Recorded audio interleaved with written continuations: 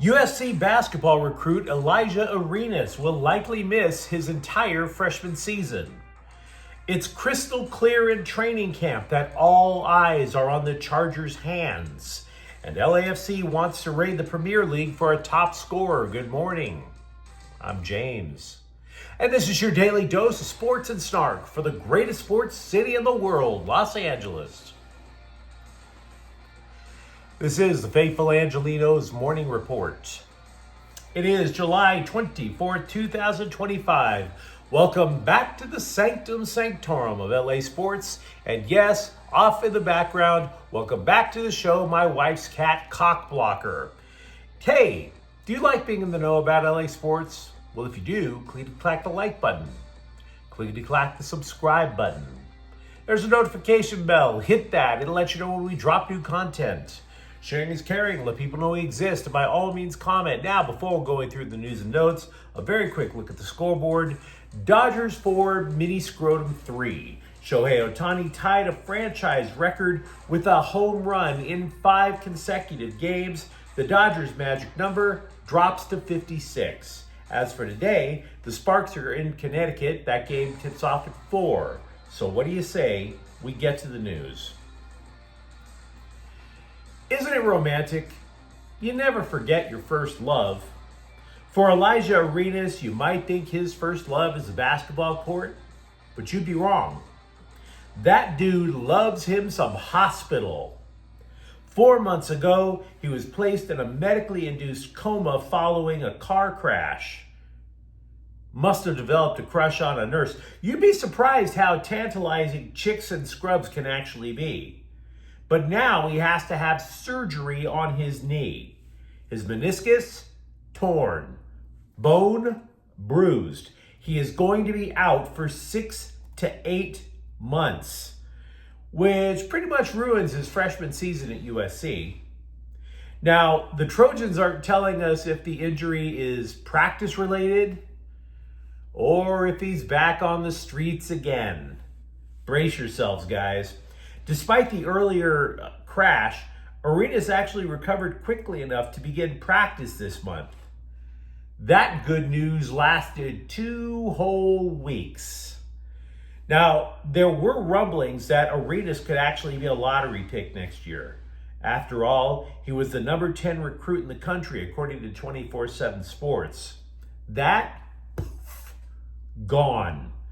Because unlike a certain former Trojans player a couple of years ago, Elijah's dad no longer plays in the NBA and can't pull that many strings like some Laker players we know. This is going to be a hit to USC basketball. Arenas set the CIF LA City section record with more than 3,000 points in just 3 years of hoops for Chatsworth High. So yeah, they were looking for him to being a high-scoring guard right off the bat.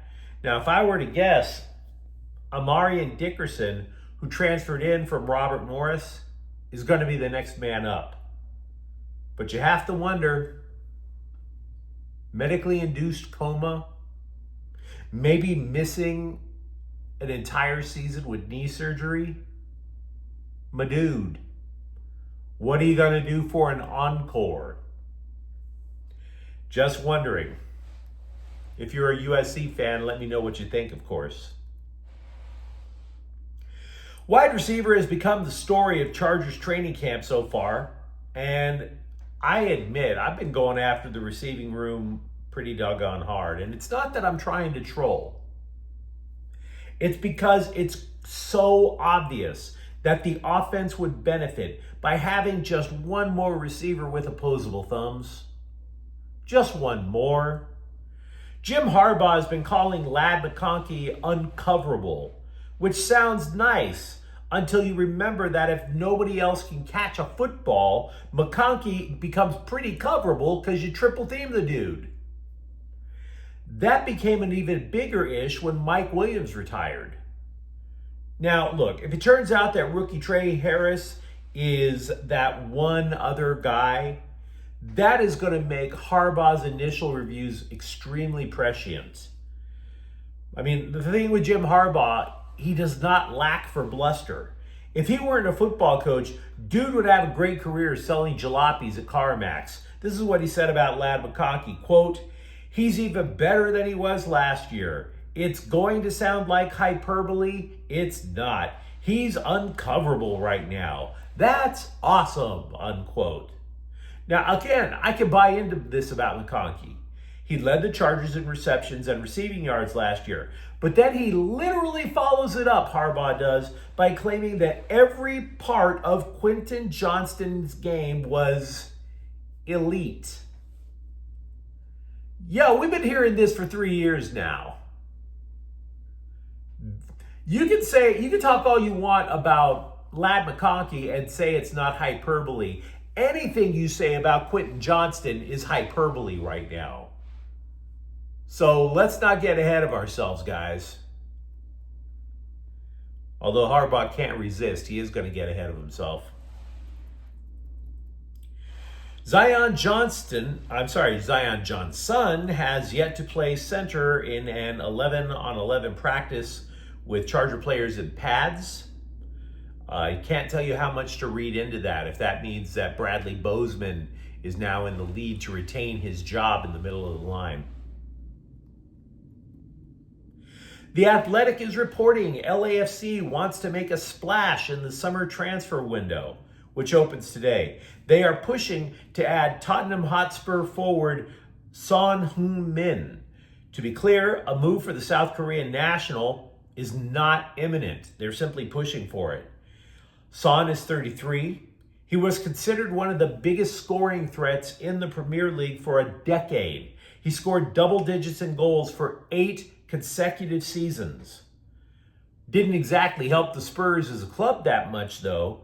They have not been that much of a threat in the Premier League. If you watch Premier League soccer at all, they have super clubs, multiple super clubs. Liverpool, Manchester City. Anybody remember them? And then you have Arsenal on the periphery, Newcastle. Now, Tottenham did get a trophy this year in Europa League, and it is possible that LAFC has has somebody who could talk him into it, I should say. Current LAFC goalie Hugo Lloris played for Tottenham for a while, so it's possible. Meanwhile, with the Dodgers, scribes, even ones that I trust, are assuming Dustin May is a bargaining chip in attempting to trade for a reliever. Now, the reasoning is relatively simple. Two-time Cy Young Award winner Blake Snell is expected to have his last minor league rehab outing Saturday and possibly return next week. That would make May the odd man out. Dave Robertson talked about shutting May down, not because he's injured, but because May had come off multiple surgeries. How's his conditioning for an entire baseball season, right? Moreover, May has a 4.73 ERA and will be a free agent after this season. But here's the thing that I think the scribes are kind of overlooking. How much value does a pitcher with that injury history, that ERA, and going to be a free agent actually have? Does he really sound like a rental for a contender? Or somebody you can build around long term? It's a lot of questions. Ben Kasparius will avoid the injured list. An MRI suggested the pitcher simply suffered a cramp during Tuesday night's loss to Mini Scrotum. Roki Sasaki threw a 39-pitch bullpen sesh Wednesday morning. Another will come Saturday. His teammates, by the way, are going to be on the road for that. But if Sasaki's bullpen sesh goes well, he would head to Arizona and likely face hitters for the first time since going on the injured list in early May with shoulder impingement. There is still no official timetable for a return. While in Arizona, by the way, he might run into Max Muncy. Muncy is expected to head to the Midwest Manure Pit for a rehab assignment that would start sometime next week. Roberts also said time is running out for Tony Gonsolin to return before the end of the season. Gonsolin hasn't even thrown a ball after he had an elbow injury this year. A lot of Dodger news out there. Pretty busy day, I must say. We talked about the Chargers. Rams training camp opens today. And look, we've already mentioned Matthew Stafford is going to be on the sidelines for about a week. So if I were a Rams fan, which I am, the entire focus should turn to the defensive line. And it's not because there's anything questionable or anything particularly wrong there. It's just that the Rams pushed all of their chips in that unit because they're the key to the entire defense. You know, the scribes, they look at the Rams and they start pulling out whatever hair they have when they look at that defensive backfield. Oh my God, there's nobody there. They look at the linebackers. You've got undrafted free agents starting. Have you lost your mind? And the Rams don't care. They don't. It's all the D-line. After the retirement of Aaron Donald, they drafted heavily to try to recreate a pass rush in the aggregate. And they damn near hit on all their picks. Jared Verse, Defensive Rookie of the Year last year. Teammate from Florida State coming over to LA, defensive tackle Braden Fisk. That was a hit. Kobe Turner. That was a hit. Now, they lost Michael Hoyt, Bobby Brown, but that didn't matter because then the Rams swooped in and just picked the Chargers' pocket by taking Poona Ford. The Rams' D-line last year was all pass rush, and it was a terrific pass rush.